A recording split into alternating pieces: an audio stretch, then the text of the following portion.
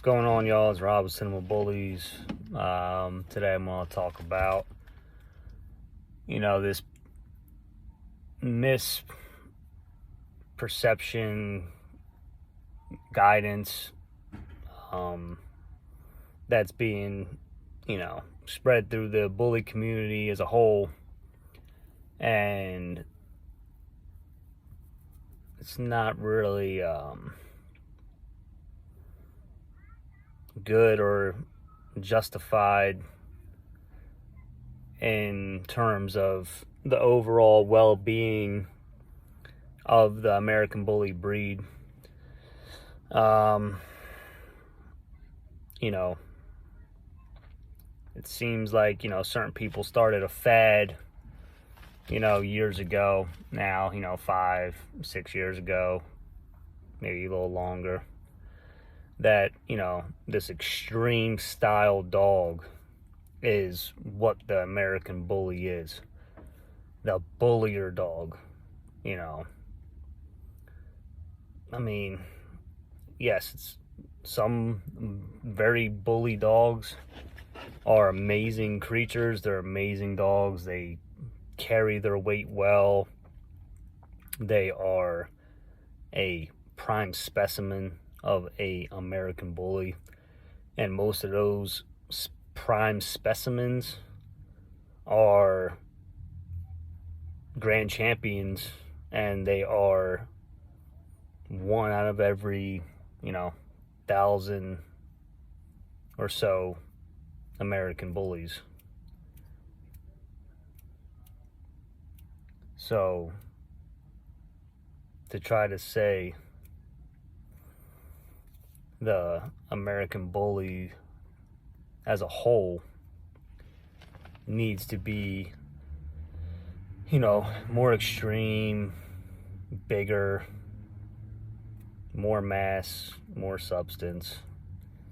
It's all good, but one out of every 1,000 dogs, or even probably worse than that, but I'm just using that as an example. So one out of every 1,000 dogs with that desired bullier look or bullier traits and, a prime specimen of a dog, out of the thousands that look mediocre. So where are you guys getting at with this, more bullier talk, this more extreme talk, and then you got only select few, and not to mention a lot of the ones that aren't grand champions or champions, or you got the people in the community that say, oh, I don't do dog shows. You don't do dog shows because your dog looks great in pictures, but in person that dog looks like a disaster. So you can say what you want, your dog looks like shit most likely, and you are good at taking pictures and you're good at Photoshop.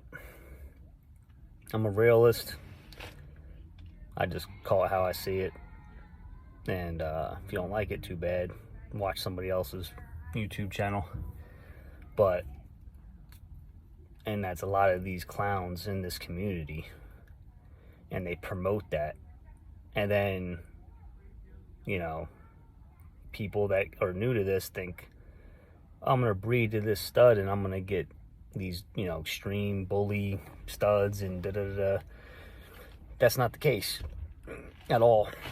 Because your dog has to be bred a certain way to produce that certain look.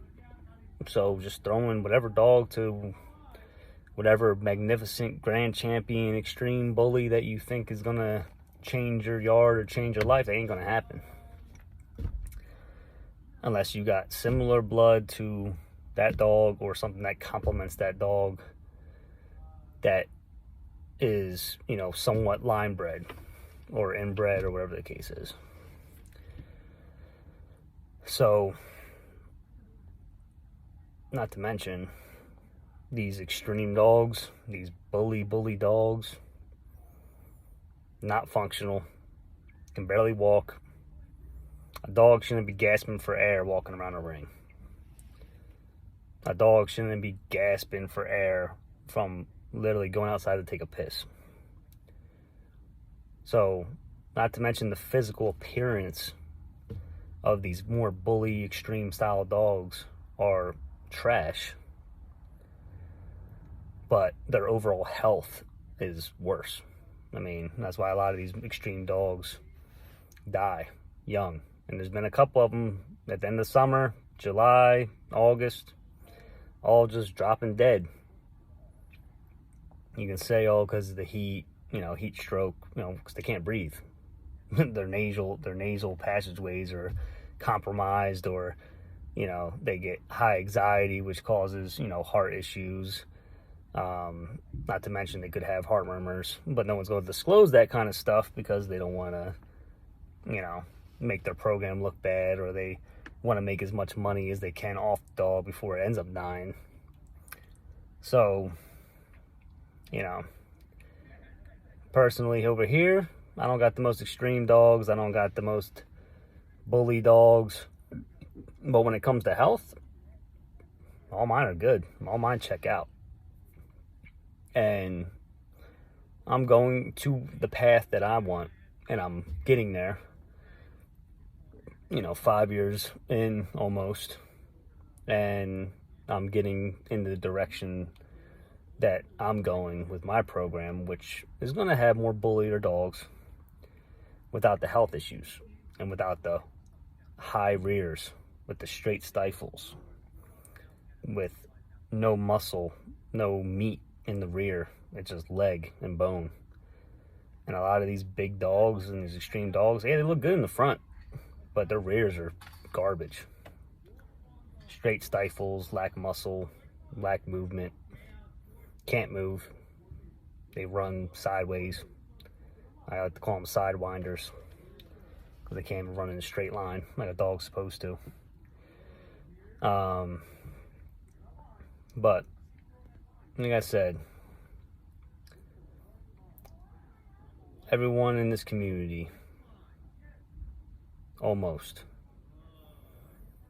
it all comes down to money, comes down to greed, not the overall well-being of the dogs. Everyone has something to say about somebody. And, I have a select few people I don't like. I talk about here and there, but there ain't nothing I haven't said to their faces. And I tend not to bring up anybody's names anymore because I'm starting to not care about anything in the community as a whole when it comes to who's doing what.